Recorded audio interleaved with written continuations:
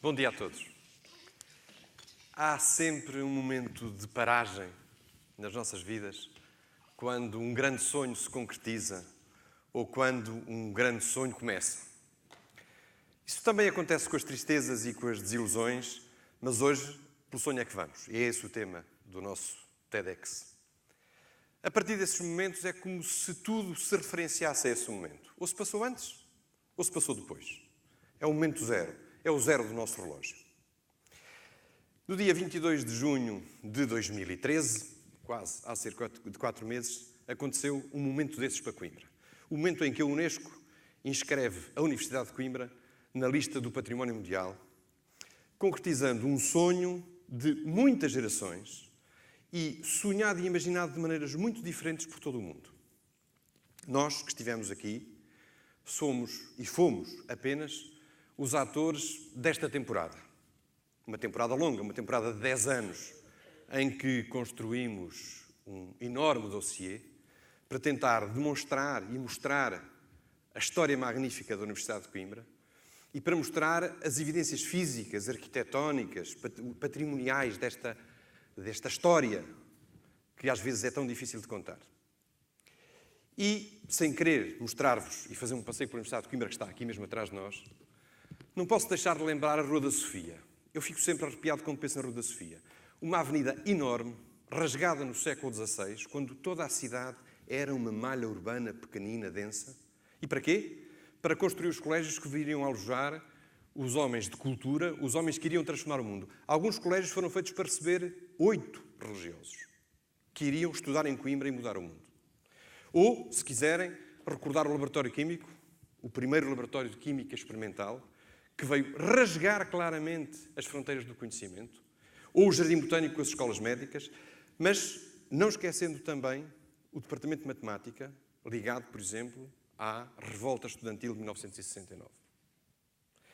E é este enorme conjunto de revoluções culturais, científicas e políticas a que Coimbra esteve associado, que está incluído nesta candidatura.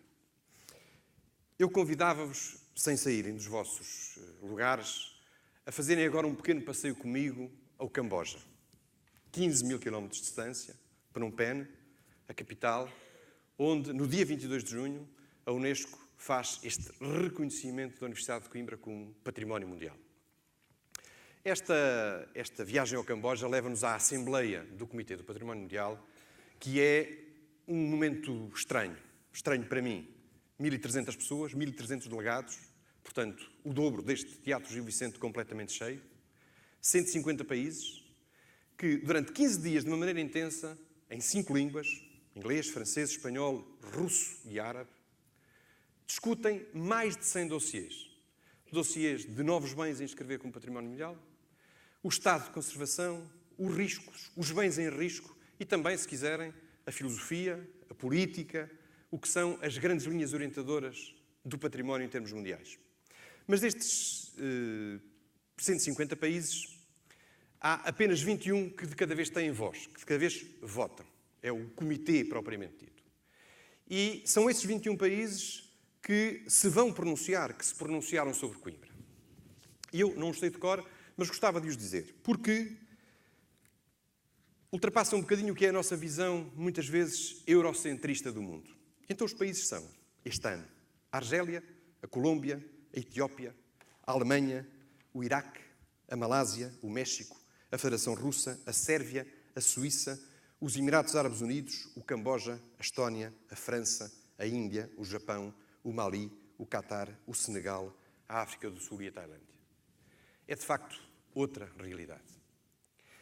Mas, neste passeio que vos convidei a Phnom Penh, ao Camboja, gostava de falar-vos um bocadinho da cidade. É uma cidade estranha, uma cidade acolhedora, mas uma cidade que está a tentar recuperar de uma dor, de um momento de terror, dos últimos 30 anos, que se passou há 30 anos, não foi há 2 séculos, há 30 anos, entre 75 e 79, quando esteve sob o regime dos Khmeres Vermelhos, mais ou menos 5 anos. É uma cidade num país onde de 8 milhões de habitantes se estima que, naquele período de 5 anos, morreram 2 milhões.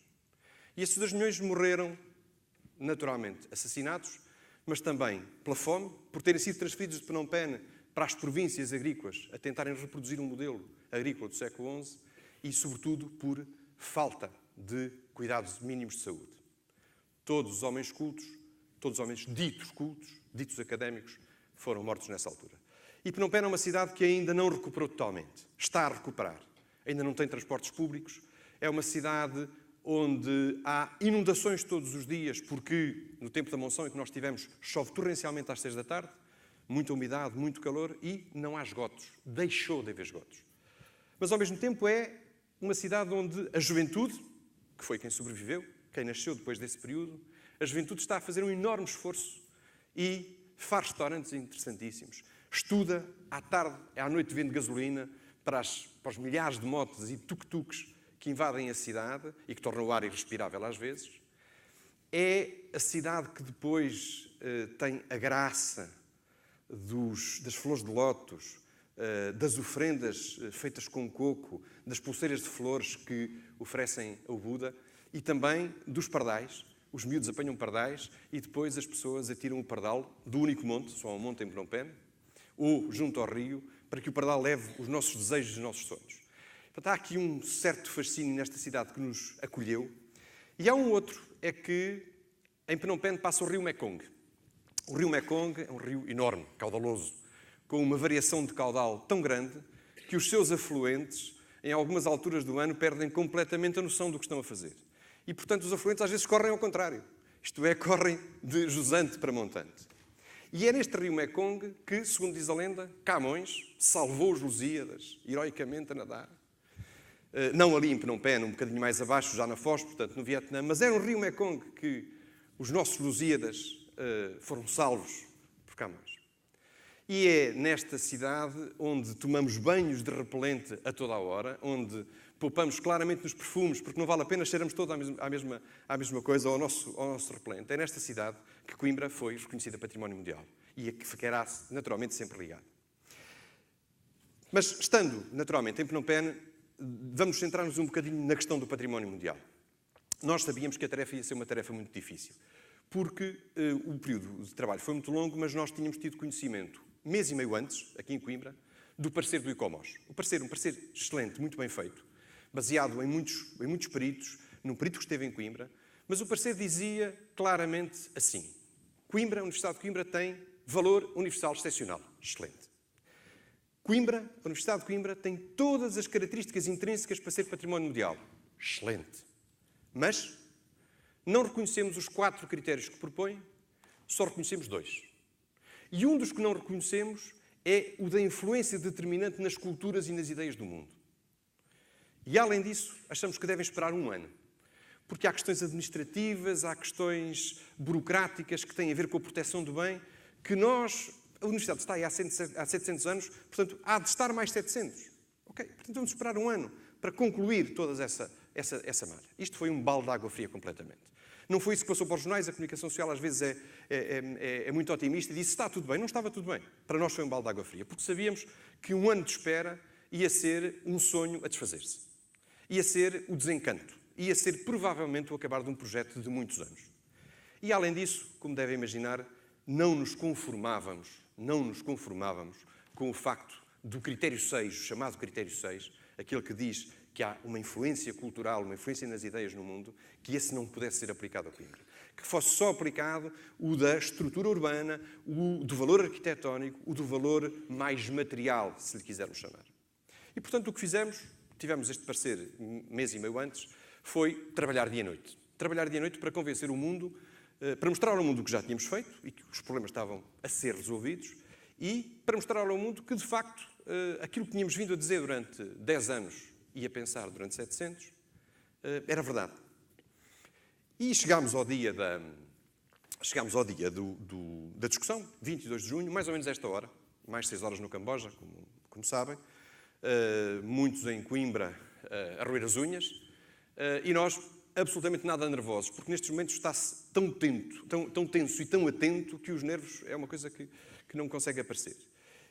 A sessão começou com o parecer do ICOMOS, é lido o parecer do ICOMOS, é lida a nossa carta de erros, nós temos direito a fazer uma carta de erros sobretudo relativa a questões burocráticas e de interpretação da lei portuguesa, que não é fácil nem para eles nem para nós. E a seguir falam os 21 países. E estes 21 países são a chave de tudo, porque a nós, Portugal, não nos é dada a liberdade de falar, a menos que um destes países nos interpele. E sabemos que se alguém nos interpelar, nos dá 2 minutos. Podem-nos fazer uma pergunta, 5, 10, 20. Os 2 minutos são sempre os mesmos, para isso tudo. E, portanto, como devem imaginar, gostamos muito de improvisos, mas aquilo que fizemos foi preparar até à exaustão, preparar até ao limite dos limites estes 2 minutos.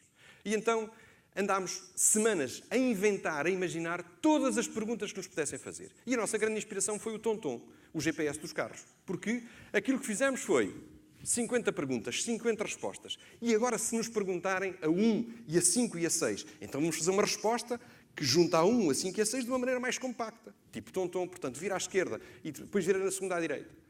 E, portanto, preparámos esse TomTom e, durante a discussão, o que fomos fazendo com o nosso embaixador, Moraes Cabral, o embaixador de Portugal em França e junto à Unesco, fomos, à medida que os países iam falando, dizendo, respondemos com 1, respondemos com a 3. Não, a 3 e 1 não, é mais rápido responder com a 7. Isto, naturalmente, com o microfone fechado. E quando chegou ao momento do embaixador Moraes Cabral falar, uma pessoa muito experiente, com muitos anos de diplomacia, faz uma intervenção brilhante, uma intervenção que nos deixou de rastros. Fez uma intervenção assertiva, que parecia ter sido feita de uma vez só, em que explicou e deixou toda a gente absolutamente convencida. O embaixador Moraes Cabral não conseguiu cumprir os 2 minutos, demorou um bocadinho mais, mas insistiu e quando acabou teve uma enorme salva de palmas. Uma salva de palmas numa sala com 1.300 pessoas é aterrador. E nesse momento da salva de palmas, nós o que é que percebemos? Nós afinal estávamos aqui tão atentos às perguntas e àquilo que nos estavam a questionar, que não percebemos que a maior parte das intervenções eram elogios. A maior parte das intervenções eram incentivos. A Colômbia começou por dizer, e a Colômbia é respeitadíssima neste meio, a Colômbia começou por dizer, mas eu não percebo porque é que Coimbra ainda não é património mundial há mais tempo. E a seguir, o México diz, bom, mas o critério 6, o da cultura, mas vocês não foram a Coimbra, vocês não conhecem Coimbra. O trabalho feito, por exemplo, com a rede do património de origem portuguesa e mesmo a recuperação que estão a fazer dos imóveis, a cultura que Coimbra espalhou pelo mundo durante séculos, tem que ser o critério 6. A Estónia, por exemplo, o que faz é uma referência claríssima à coragem de incluir os edifícios do Estado Novo.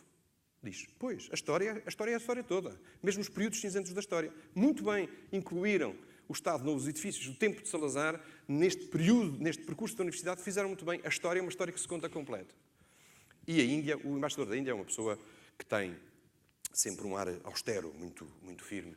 O embaixador da Índia, a pessoa de quem toda a gente tem algum medo nestes meios, diz, meus caros amigos, é preciso ser indiano, não é português nem ter ido a Coimbra, é só preciso ser indiano para perceber a importância da cultura portuguesa e da cultura da Universidade de Coimbra de uma maneira não colonizadora aqui na Índia e a sua influência no mundo. E, portanto, nesse momento é evidente que o tal momento zero para Coimbra está feito. Isto é, já não é preciso votações, já não é preciso o chairman da sessão bater com o martelo. Nós percebemos que nesse momento, o tal momento zero, o momento em que tudo para, em que tudo é antes ou tudo é depois, é aquele momento. E a seguir segue-se, naturalmente, como devem imaginar, enfim, não sabemos se rimos, se choramos, os primeiros telefonemas para Portugal não se consegue dizer nada, toda a gente nos cumprimenta, é aquele momento em que o futuro é risonho, em que Coimbra vai tudo correr bem, enfim, vai ser um espetáculo daqui para a frente. E isso é naquele momento. Obviamente, passados uns dias, e eu tive a enorme sorte, de poder ficar no Camboja durante todo o período da Assembleia, a Assembleia é muito comprida, passados uns dias a 15 mil quilómetros de distância, as certezas não são exatamente as mesmas. E há, sobretudo, duas dúvidas, duas grandes questões que, de repente, nos assaltam o espírito. E a primeira é, será que a Unesco viu bem? Isto é, será que nós, de facto, merecemos ser património mundial? Nós construímos um dossiê, o dossiê é bonito, está muito bem contado. E a segunda dúvida é, e será que Coimbra e a Universidade de Coimbra perceberam bem que não estiveram a candidatar o passado e a sua história, que o que candidataram, aquilo que inscreveram foi o futuro? É que esta candidatura é uma candidatura muito especial. É que nós não candidatámos e nós não inscrevemos, a Unesco não inscreveu, a Torre da Universidade, o Colégio da Sofia. O que escreveu foi uma universidade. Uma universidade que faz investigação, que evolui, que faz cultura, que a dissemina, que troca influências. E, portanto, no momento em que esta universidade deixar de ter investigação, deixar de evoluir, deixar de fazer novas construções, temos cuidado da Torre, mas fazer a biblioteca do CISA. A candidatura morreu. Os critérios que levaram, os atributos que levaram à candidatura morreram.